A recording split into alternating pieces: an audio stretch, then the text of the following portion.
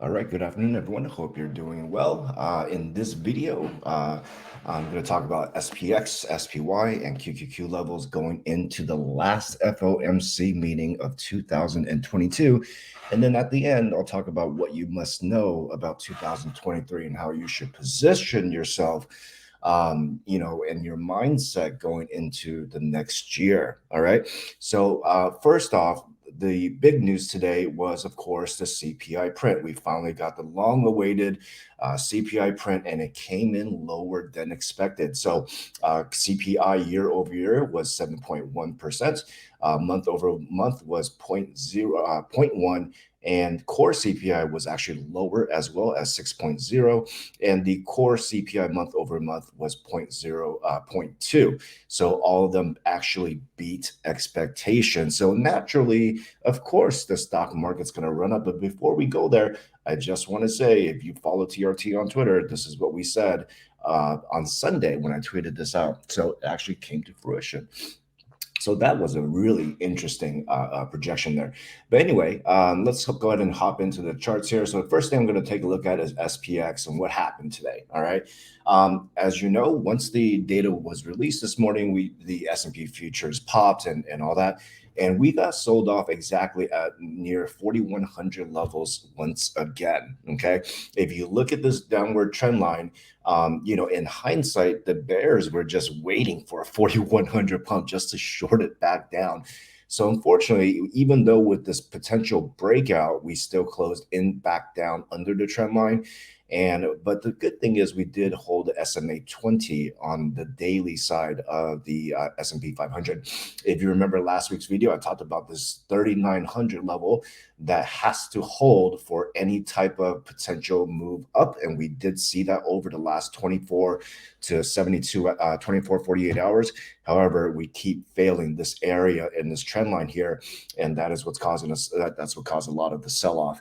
And I have other thinking behind that as well as we move through this video. If we go over to the SPYs, okay, I think tomorrow is going to be huge, right? Obviously, with Powell going to be speaking exactly at 2:30 p.m. tomorrow.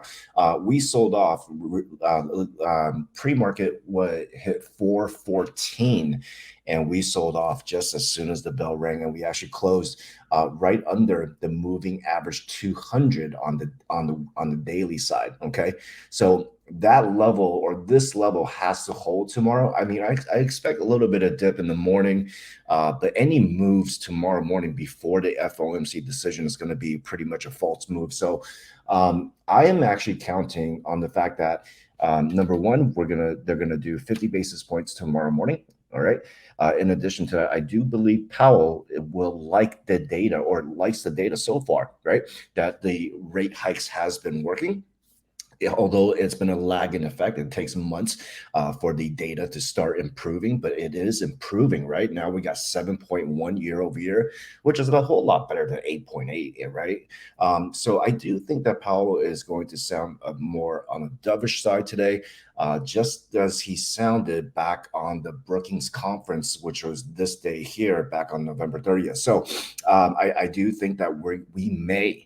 Okay, it's a big if, it's a big risk, but I do think we're going to see 410 or retest 410 tomorrow if he is dovish. But if we start losing the 400 level, then we're right back down to 390s and potentially coming back to fill this gap. So my personal target for tomorrow on the SPYs is going to be 410. All right.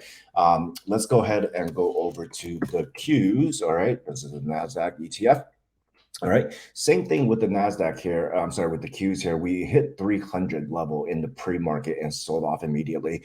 We held the SMA 20 once again, but not able to reach into this moving average 200 on the daily. So still pretty far away from that. And we see that there was pretty significant volume on the sell side today. Now, market did close on balance, 1 point something on the billion on the buy side. So we'll see. Definitely some dip buyers here today at the 286 level.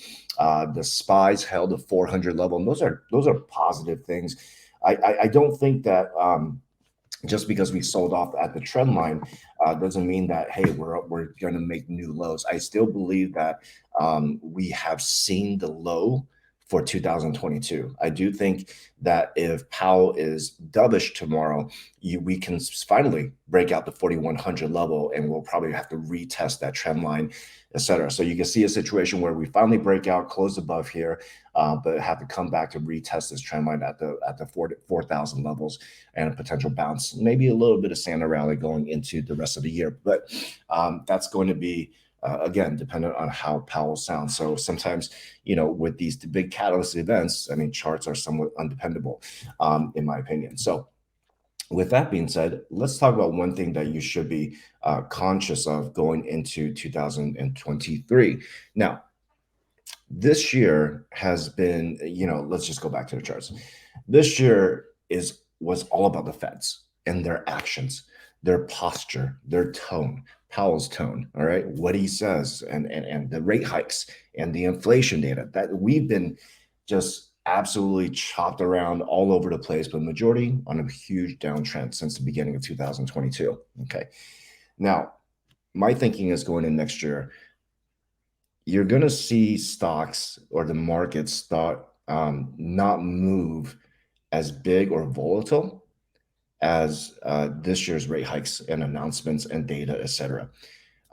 Next year, what you can expect is actually the rate hikes taking effect on corporate earnings. Okay.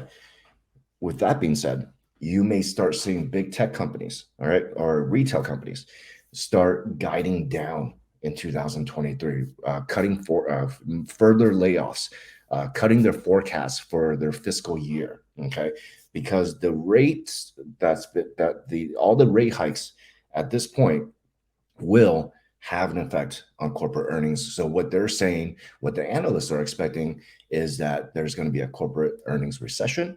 In addition to that, there's going to be the recession is actually going to hit at some point in the first quarter of 2023. Now, does that mean doom and gloom? Not necessarily.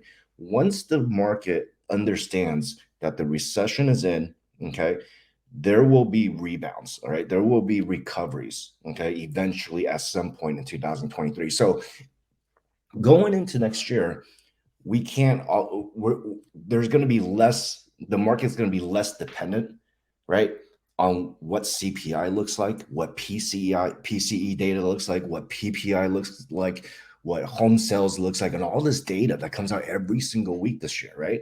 We've been through all that. All right. But next year, it's really about earnings. Okay. And the fact that we may already be in a recession, and when that'll be official, I don't know, but some point in Q1, I suspect.